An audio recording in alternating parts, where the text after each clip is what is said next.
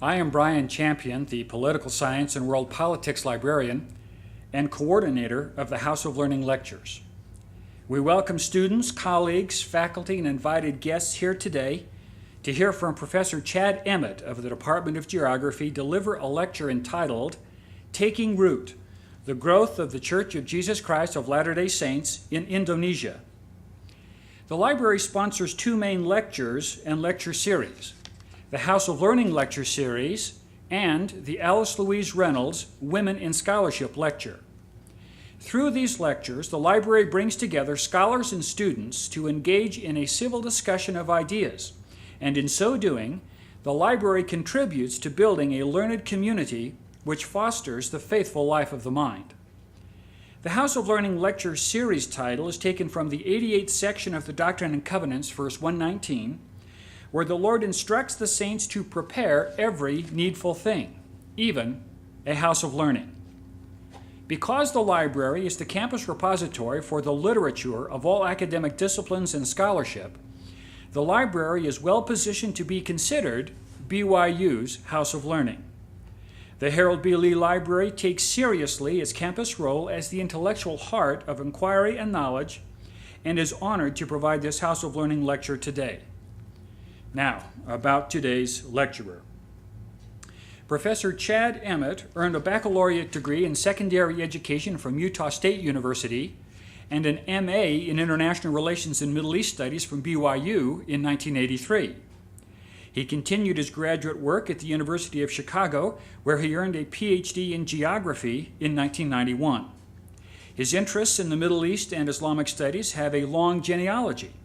His dissertation at Chicago was entitled The Christian and Muslim Communities and Quarters of the Arab City of Nazareth, and the University of Chicago published his 1995 book entitled Beyond the Basilica, Christians and Muslims in Nazareth. His research has been published as articles in several distinguished journals, and his current research interests include the political influences on the spread of Christianity in Indonesia, a history of the LDS Church in Indonesia, the status of Christians in the Islamic world, and the relationship between the status of women and the stability and security of states. In addition to his scholarly works, Professor Emmett is a stellar example of student-centered mentoring, committed to providing inspired and inspiring direction to undergraduate and graduate students alike. It is a great pleasure today to welcome Professor Chad Emmett.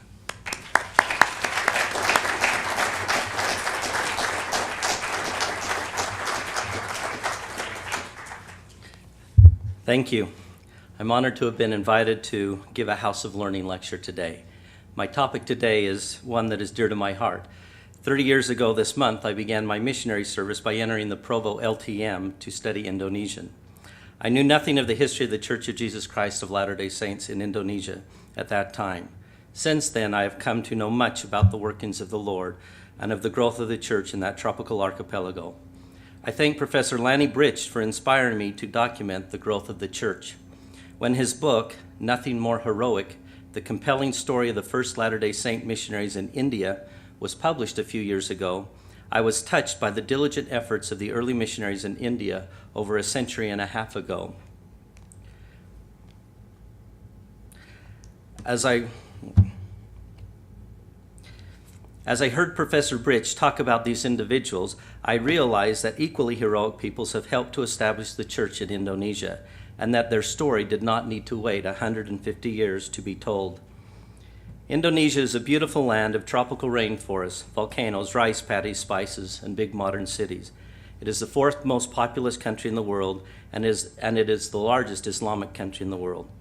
The story of the church in Indonesia is unique in that Indonesia is one of the few Islamic majority countries in the world where the LDS Church is officially recognized and where convert baptisms are allowed. It has not always been easy, but through the years, with the help of merchants and missionaries, politicians and humanitarians, much progress has been made and strong roots have been established. To understand the diffusion of Mormonism in Indonesia, we need to first understand the diffusion of many other religions into this syncretic and multi-religious land. To be brief, Hindu and Buddhist traders brought their religions to what was an animist land nearly 2,000 years ago. Hindu and Buddhist kingdoms prevailed for centuries. Islam then entered the islands via Aceh, the veranda of Mecca, beginning in the 13th century. Gradually via coastal trading ports and then into the interior of many of the islands, Islam peacefully supplanted Hinduism and Buddhism, excepting Bali that still remains Hindu.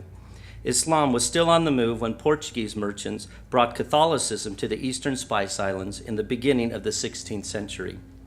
They were followed in the 17th century by the Dutch, who reluctantly, if it did not get in the way of profit, brought Protestantism.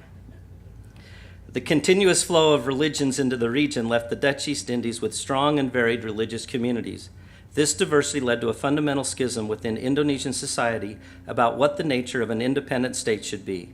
Muslim nationalists wanted an Islamic state, while Sukarno and others struggled for a more inclusive state with greater religious freedom. Sukarno and his supporters eventually prevailed, and Indonesia was founded as a Pancasila state, the 5 founding principles on which Indonesia is based. And the first founding principle of Pancasila, you can see on the top, Ketuhanan Yang Maha Esa means a belief in one supreme being. So the idea was that all people in Indonesia, no matter what their religion, would believe in one supreme being.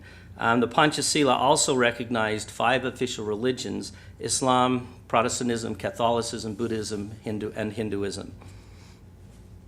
If the Muslim nationalists had won the battle and if Indonesia had emerged as a Sharia state, then Mormon and other missionaries may not have been permitted to enter the country.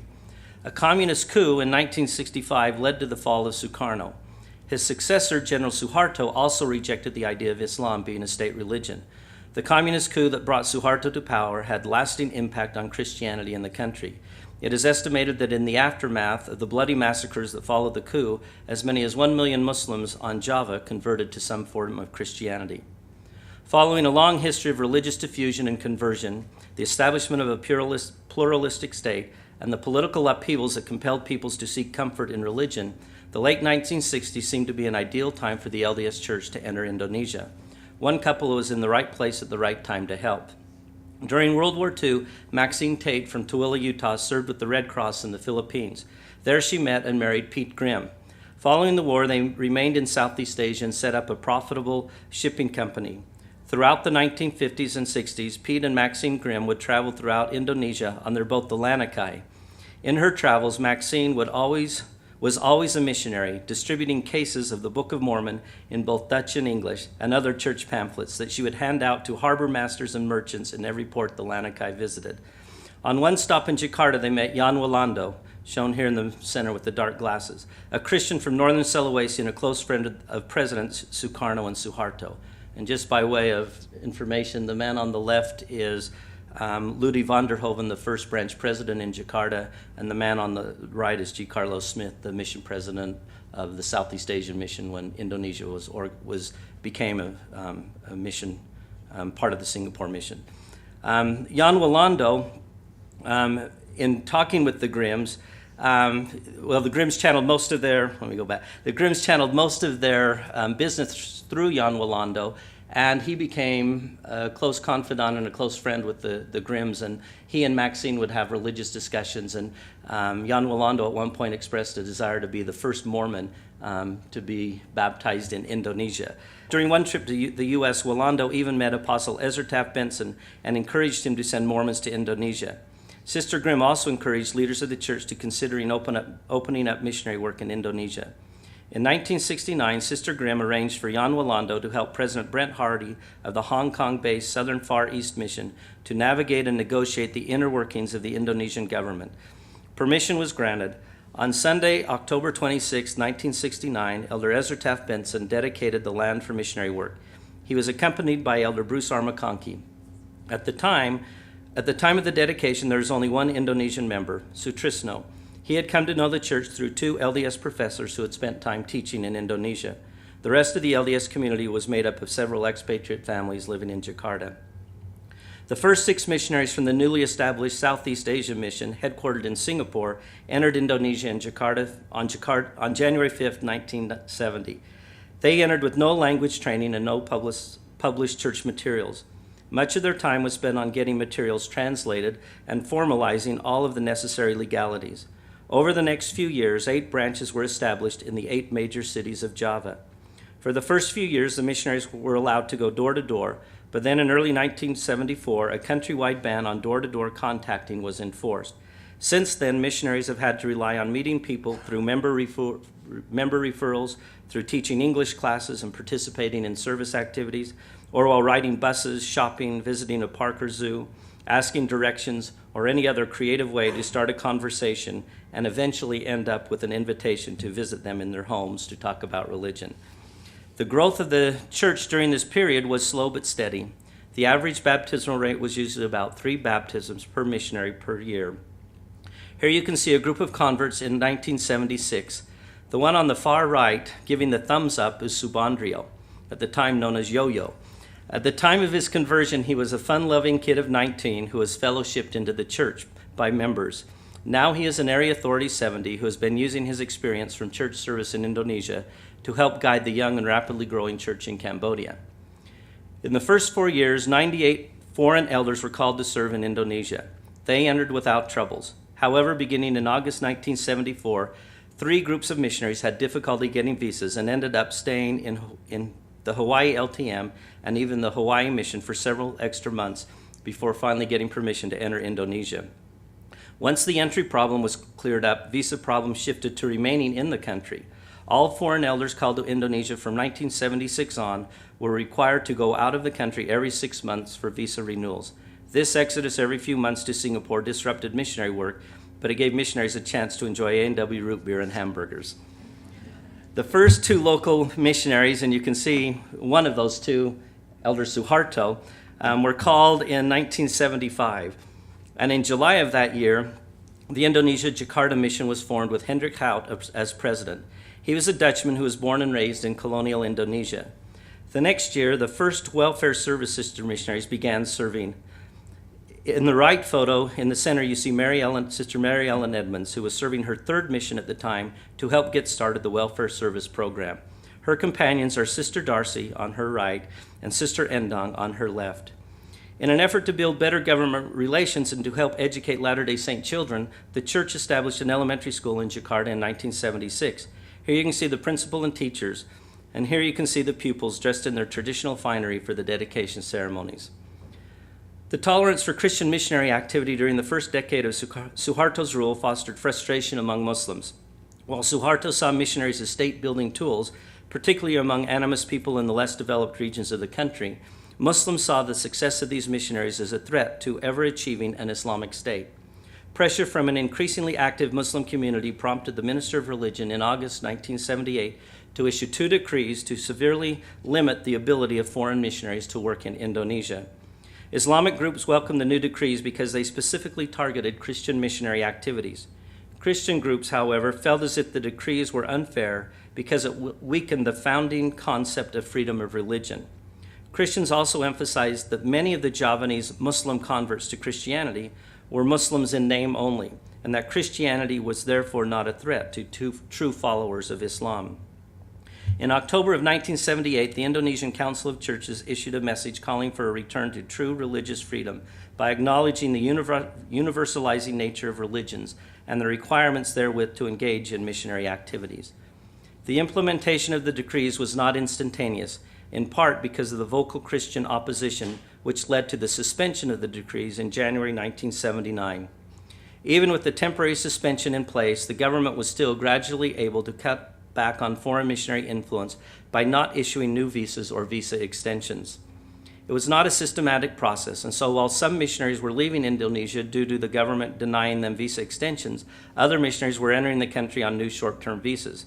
For example, 44 Mormon missionaries began their 2-year missionary service in Indonesia during 1979, while during the same year, 32 missionaries serving in Indonesia had to leave the country early due to the fact that their visas were not renewed. Many of these missionaries were reassigned to the Philippines. In an attempt to keep the missionaries in Indonesia for their full 2-year terms, the Church of Jesus Christ of Latter-day Saints sent David M. Kennedy as a special emissary to lobby the Indonesian government. He was retired, but during his tenure as U.S. Secretary of the Treasury, he had worked with Indonesian officials on monetary matters and was highly respected in the country. On several visits to Indonesia, Kennedy met with such high-ranking government officials as the Foreign Minister and the Minister of Religion.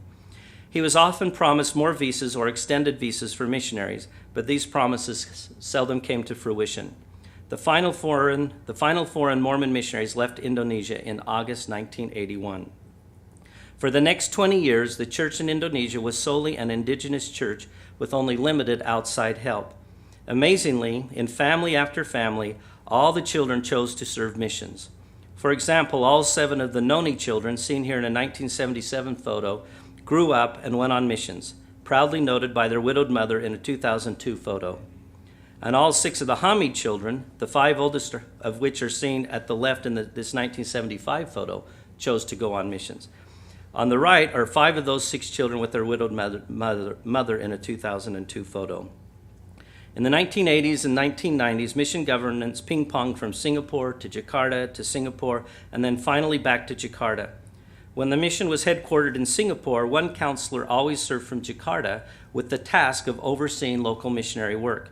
One of the first of these counselors was Pete Tandiman, who joined the church in 1970 in Jakarta when the first 6 elders went hunting for a local attorney to help them. His eldest son, Yuswan, on the back right, also served as a mission counselor and then later as a mission president. While foreign elders were not allowed to serve during the 1990s, foreign senior couples did serve in Indonesia in a modified way. They entered the country with regular work visas and spent much of their time giving service in the form of teaching dentistry or medicine at universities. These couples helped build bridges and provided fellowshipping and leadership in the church. Current government attitudes toward foreign missionaries have somewhat ameliorated in the past few years. This softening of restrictions began during the administration of President Abdurrahman Wahid, who served as Indonesia's 4th president from October 1999 to July 2001. President Wahid was deeply ecumenical and tolerant of all religions, while at the same time he was passionate about Islam, evidenced in part by his longtime service as the leader of Nahdlatul Ulama, Indonesia's largest Islamic organization. His egalitarian views meant that he was supportive of a non-sectarian state as espoused by the Pancasila, while his devotion to Islam led him to support a non-secular state where the dominant religion, namely Islam, was an important element of society. Wahid's openness to all religions is evidenced by his January 2000 lifting of the 1967 ban on the practice of Confucianism and the government's June 2001 lifting of its 25-year-old ban on Jehovah's Witnesses. In the mid-1990s, Wahid met Hal Jensen, an LDS businessman who had long-term dealings in Indonesia. Jensen arranged to meet with Wahid to ask him a question about how a certain project would fare among Muslims. In that meeting, Wahid offered Jensen some tea. Jensen gave his standard reply, "No thank you, I don't drink tea. I'm a Mormon." When Wahid heard that Jensen was a Mormon, he proceeded to tell Jensen all he knew about the religion. For a Muslim from Indonesia, his knowledge was extensive due to his very ecumenical views and through his experiences as one of the founding members and current chairman of the World Council of Churches. The Mormon and Muslim discussed religion for several hours, and then Wahid invited Jensen back for many future visits. From these initial meetings, the 2 men developed a strong friendship based in part on their strong religious beliefs and from their shared antipathy for the rampant corruption found in Indonesia. Back in the United States, Jensen visited with President Packer and told him about Wahid, his poor eyes, his leadership of Indonesia's largest Islamic organization, his being president of the World Council of Churches, his involvement in Indonesian politics, and his potential to become president. President Packer obviously expressed an interest in meeting Wahid and offered to help arrange for the operation. President Packer then contacted Dr. Randall Olson at the Moran Eye Center at the University of Utah and requested that he arrange for an eye operation.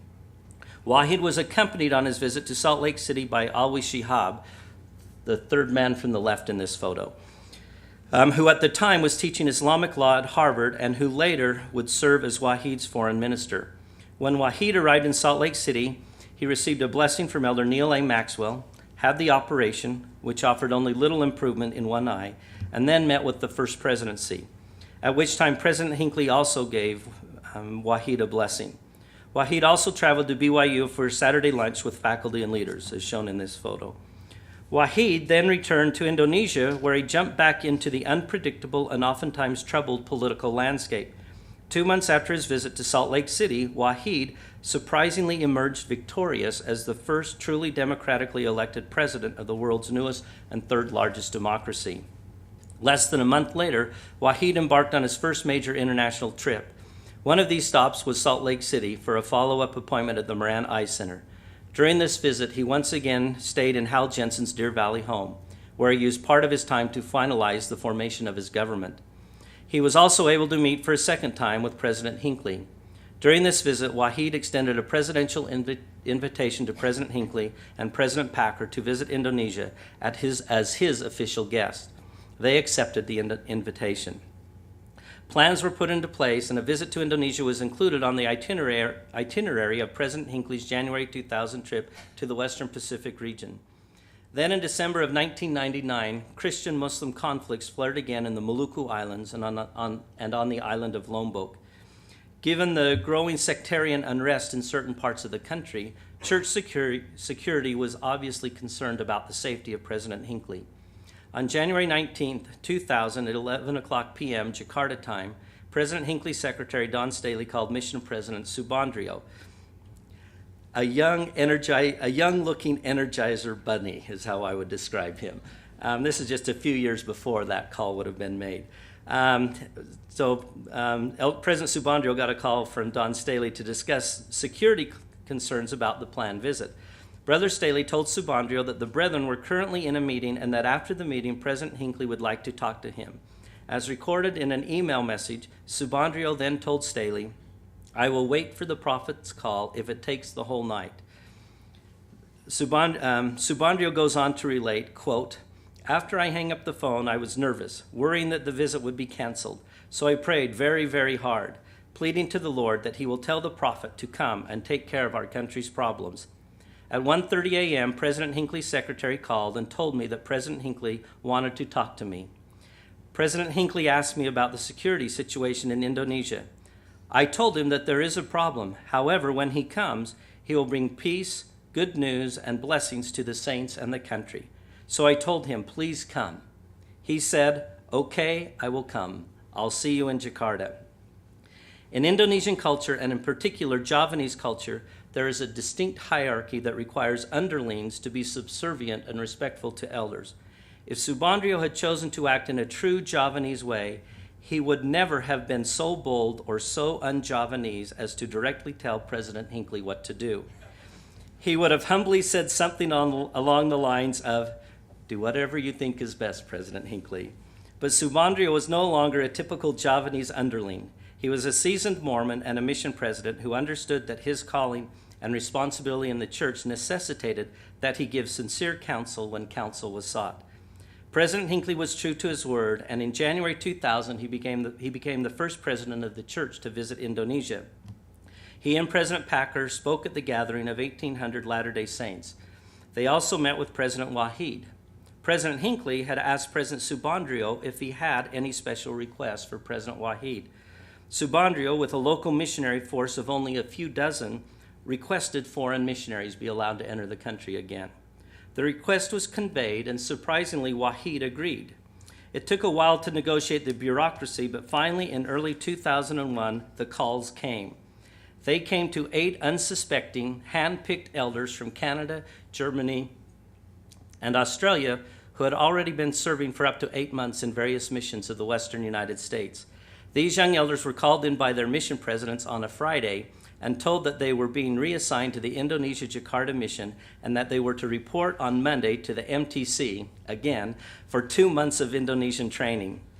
There were no recently returned missionaries to teach at the MTC, so Sister Anna Butler, from this 1977 photo, she's in the red bandana, she was recruited along with 3 graduate students from Indonesia to do the teaching. It was a rare occurrence to have 3 LDS Indonesians at BYU at that time. Sister Butler is a native of Jakarta who, like several other converts from the mid-1970s, initially became interested in the church through her membership in the Osman fan club. Sister Butler, seen here with fellow interpreters at the conference center, has spent the last 27 years helping teach at the MTC and coordinating Indonesian interpretation for the church. It is a good thing she saw the wholesome-looking Osman family on the cover of an Indonesian magazine years ago. The second group of 4 missionaries called out of U.S. missions to serve in Indonesia included Willem Suko on the left. His mission service included the MTC, New Jersey, for a few months, then back to the MTC for 2 months of language training, Indonesia for a few months, and then following the fall 2001 U.S. invasion of Afghanistan, a precautionary transfer to Australia for a few months, and then back to Indonesia to finish out his mission. Initially, the Indonesian government offered 18 visas for elders and visas for 18 senior service couples. Initially, the elders went in as religious experts who had helped train local members. One was listed as a Bible expert, another as a Book of Mormon expert, another as a music expert. They were and still are required to be companioned with a local Indonesian elder. In recent years, the image of the church in Indonesia has been positively benefited by the ongoing humanitarian efforts of the church, especially those associated with the many natural disasters that have struck poor, seismically challenged Indonesia. One such positive benefit occurred following the November 2004 earthquake in the eastern island of Alor. The church provided relief funds directly to Dr. Alwi Shihab's governmental ministry. This friendship with Shihab had grown out of his initial meeting with church leaders when he visited Salt Lake City with Abdul Rahman Wahid in 1999. Shihab was impressed that this was the first Christian church to offer relief to the Muslims in Alor. Up to this point, all humanitarian aid dispensed in Indonesia was done under the cryptic name of LDS Charities. But Shihab chose instead to identify the giver of the aid by the full name of the church, Gereja Yesus Kristus dari Orang-Orang Suci Zaman Akhir. From that reference onward, the full name of the church has been used in correspondence, on shipping documents, on boxes and pallets at airports, and in interaction with government and non-governmental agencies. Later, when aid was delivered to tsunami survivors in Aceh, they noticed Church of Jesus Christ on all of the boxes. When later boxes arrived, one man was heard to exclaim that another donation from the Jesus Church had arrived. Shortly after the devastating December 26, 2004 tsunami off the coast of Aceh, in which an estimated 170,000 Indonesians perished, the LDS Church started a major and continuing relief and rebuilding effort. By chance or by miracle, 9 pallets of medical supplies were already in Jakarta. They were part of a shipment only a few weeks earlier of eye surgery equipment for another project in Jakarta, and someone in Salt Lake was inspired to fill the remainder of the container with medical supplies. In addition, 2 full containers of clothing that had been shipped to Indonesia 6 months earlier for another project had only just the week before cleared customs and were in country ready for the greater need in Aceh. A plane load of supplies was shipped from Salt Lake City. Additional supplies were loaded. It contained 84,000 pounds of food, 36,000 pounds of clothing, 41,000 pounds of medical supplies, and 42,000 hygiene kits. The landing of the plane was a minor miracle. Listen to the reporting of Elder Tom Palmer, a humanitarian service missionary serving in Jakarta at the time. He writes, "This plane was headed for Medan, Indonesia, and was told in flight that it would be unable to land there. Elder Subandrio, Gary Flake, and I were in Medan's Polonia Airport to meet the plane and in cooperation with Islamic relief officials in Indonesia to provide distribution of onto the needed destinations. We were advised that 1, there was no proper unloading equipment, 2, there was no longer a time slot for the plane at the congested airport because it was delayed, 3, there were cargo planes that needed unloading to open the way, and 4, there were 2 other planes that were scheduled to arrive and we could not land unless they failed to show. He goes on to write, "We witnessed the hand of the Lord through his servants to clear the way for the landing. A time slot was made, a cargo plane unloaded, and 2 planes fell to show. In a very short time of our arrival at the airport, the Lord was in charge of this international airport, with Elder Subandrio directing the work. From the air traffic control tower to the security guards to the airport tarmac patrol, all were responsive to Elder Subandrio, as we freely walked among planes in and out of secured areas, interacting frequently and directly with the tower. We joined hands with an unloading crew and the local missionaries to help unload a Russian cargo plane that had to be unloaded within 2 hours or our plane could not land. In 2 hours, the plane was unloaded to the amazement of their crew and airport officials. Just as we left the cargo bay of this plane, we witnessed that our plane had arrived. Initially, they were going to refuse any unloading due to inadequate equipment, but they saw our determination and witnessed the unloading of the lower cargo bay by hand.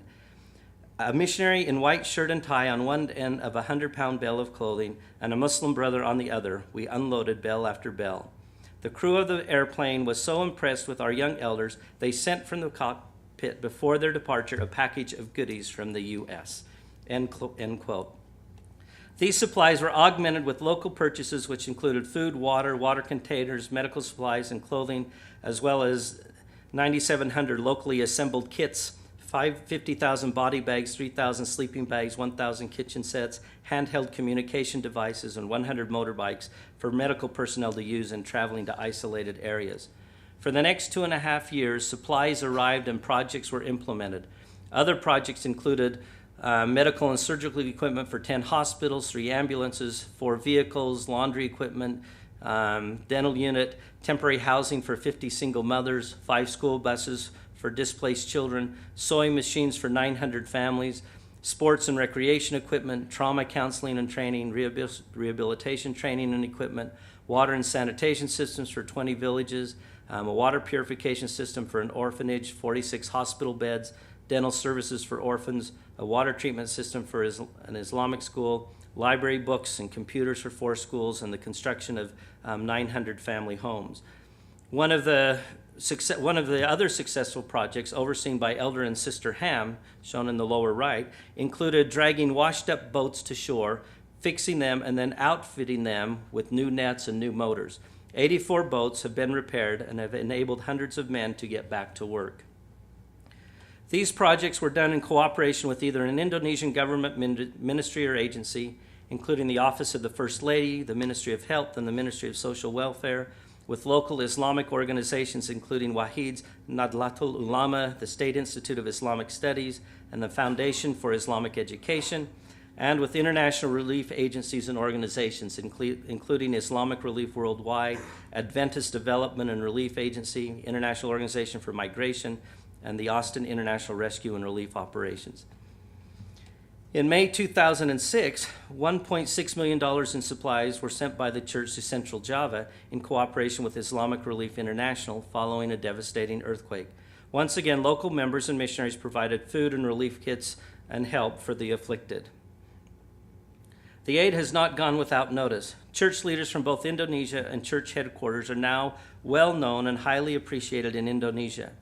President Packer and Elder Bednar traveled to Indonesia in February 2005 to monitor tsunami relief and to meet with government officials.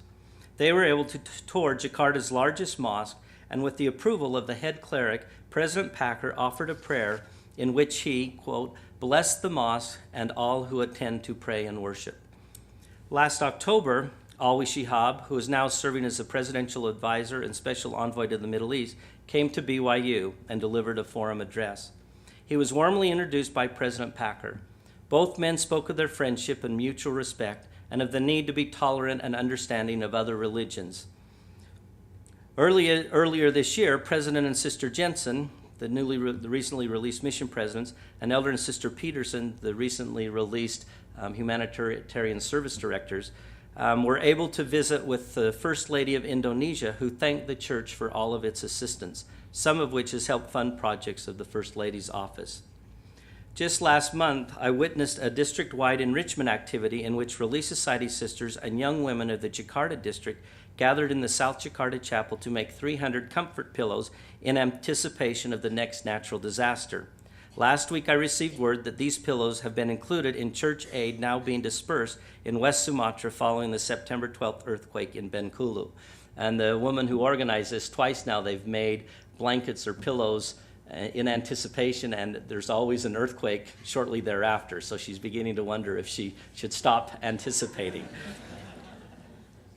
The church was very careful not to mix missionary work with humanitarian work. No missionary work was ever allowed in very Islamic Aceh, and unlike some other Christian aid efforts, no religious materials were sent in along with the relief supplies. Since the beginning of the LDS tsunami relief, the number of visas for LDS missionaries has increased from 36 to 54, with each senior couple counting for only one visa. No visas were asked for or promised as part of the relief effort, but apparently the improved Mormon governmental relations have made it possible to request and receive additional missionary visas. Currently in Indonesia, there are 10 senior couples serving, both humanitarian and proselyting, 31 foreign elders and sisters, and 31 local elders and sisters, for a total of 82 missionaries, which if you go back to this, we're now at 82, which was the maximum they had back in 1979. So we're back up to where they once were due to the increase over the last year or so. The two elders at the right are Elder Kaipo, a Maori from New Zealand, and Elder Subadi from Solo, Central Java. The two sisters at the left are Sister Eder from Colorado. She is half Navajo and a graduate of Stanford University. Her companion is Sister Daisy Korniawati, also from Solo. Daisy is the daughter of Sister Darcy, seen on the left of Sister Edmonds, one of the first two Indonesian sisters to serve a mission. Darcy was a companion with Mary Ellen Edmonds. Sister Darcy raised Daisy as a single mom. Sister Darcy died of diabetes a few years ago, leaving Daisy an orphan. Daisy received no mail the first few months of her mission because of no family members to support her. She then got permission to contact Sister Edmonds, who upon learning of Sister Korniawati's plight and out of love for her mother, decided to act as a surrogate mission mom, sending her weekly emails and packages. Currently, church membership is about 6,000, with 21 branches in 10 cities. There are 3 districts and 1 mission. All of this goodwill and gradual growth does not mean that it is now clear sailing in Indonesia. The Christian minority still has to deal with the limitations of existing in a Muslim country. In addition, the church also has to deal with the perception among most Indonesian Christians that it is a false church. Challenges in getting church buildings approved and built illustrate these challenges. In the East Jakarta suburb of Bekasi, which now has 2 branches, the church encountered considerable difficulty in getting a church building approved. Agus Setiawan, who works for the church overseeing the construction of new buildings, went to Bekasi in 1996 to seek approval from the local leaders for general approval to build a church at a yet undetermined location. He went to 7 different levels of political authority, from the local neighborhood leader up through larger geographic divisions, eventually ending up at the mayor's office. It took 1.5 years to navigate the various administrative levels, and in the end, he was unsuccessful in gaining permission. Indonesian law requires approval from a certain number of neighbors to ever even begin to build a place of worship. By this time, church leaders had come to realize that if a church was to be built in Bekasi, it would have to be in a non-residential area. And so a 3-story parcel was purchased in the isolated corner of a strip mall type office retail housing complex called a ruko, short for Rumah Toko, or house store. And generally the store is on the first level and the house is on the upper 2 levels. The 3 stories were then remodeled, and you can see here's the entrance, and then it's these 3 stories. So it's that section right there is the church. The 3 stories were then remodeled to include classrooms on the first floor, a chapel on the second floor, and a multi-purpose room on the 3rd floor.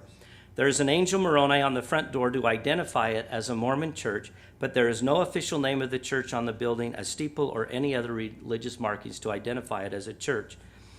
On this picture taken from the roof of the church, looking out to the east, you can see that the retail complex abuts a residential community, and you can see 1 and 2 mosques. There are about 8 mosques surrounding this retail structure, but they don't care because they don't see or hear, and it doesn't look like a church. And Currently, there are four Christian churches renting or buying retail areas in that strip mall because they too can't get approval to build chapels in Bekasi.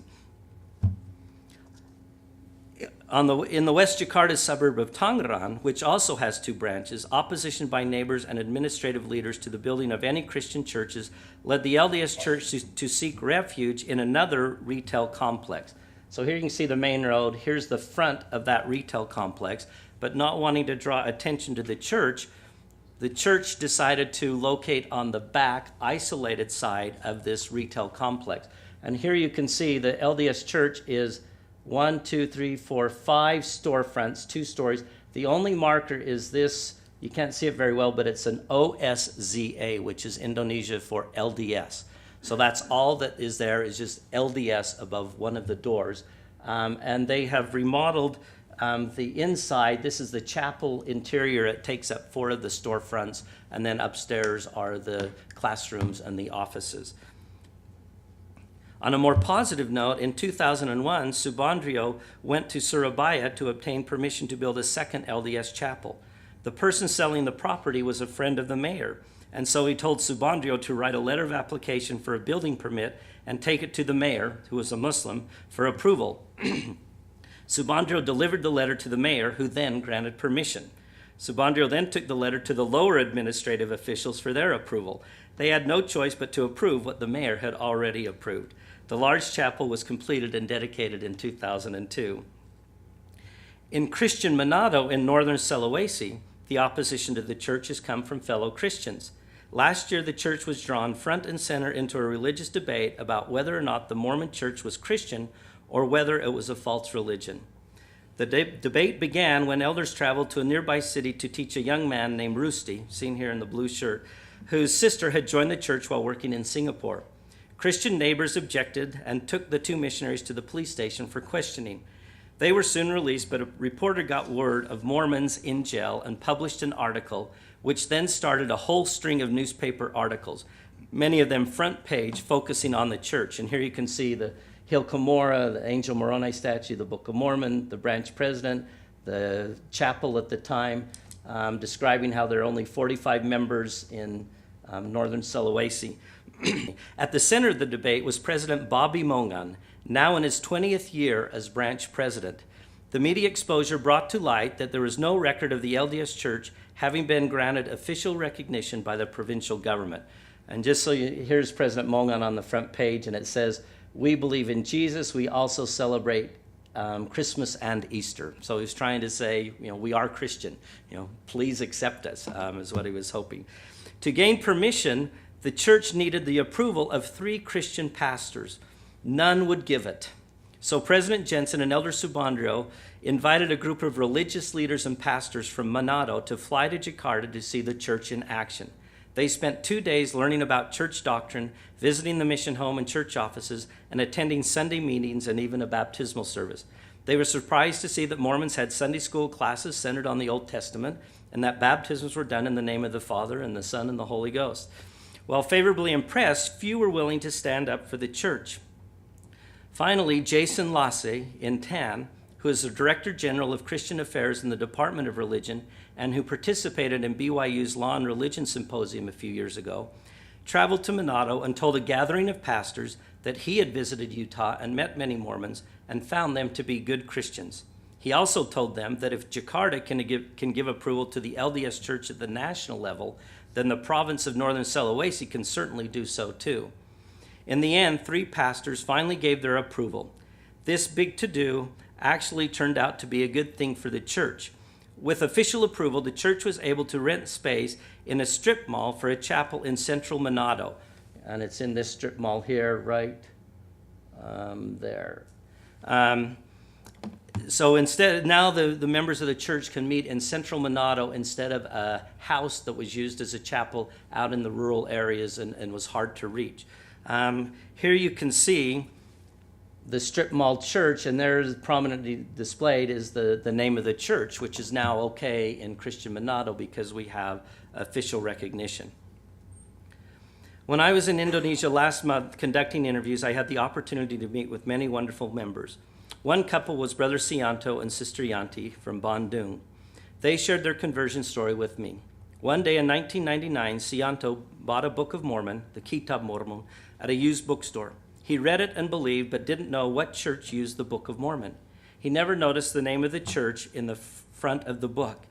He had read in 3rd Nephi that the church would be known by the name of Jesus Christ. So he looked in the phone book and found 4 churches in Bandung that have the name of Jesus, that have Jesus Christ in their name. He was attracted to the one that said Church of Jesus Christ of Latter-day Saints. So he called on Sunday and asked when meetings were.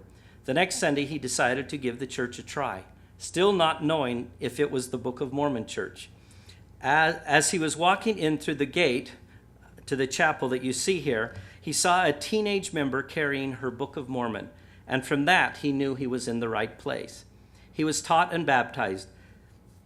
Later, he converted his fiancée. She joined because in a dream, her mother came to her and told her that if she married, then her family needed to all follow the same religion, and that it was okay for her to follow her future husband's religion. They were married 8 months later. She was 38 at the time, and he was 33. They tried to conceive for several months with no luck, so they made it a matter of prayer. Within 3 weeks, she conceived. A year after their marriage, they welcomed cute little Christine into their home. She is now 1 year old. She nearly died from dengue fever a few months ago, but a priesthood blessing helped heal her. This abbreviated account of the growth of the church, of the Christian church in a Muslim country, shows that in spite of many obstacles and challenges, Christianity and Islam can coexist, and that they can often work together for a common good. The growth of the church has been accomplished through friendships, through humanitarian giving, through patiently waiting, and through the dedicated and consecrated service of many wonderful people. With strong roots now established, the Church of Jesus Christ of Latter-day Saints is ready to shine forth and bring forth much fruit. Thank you very much.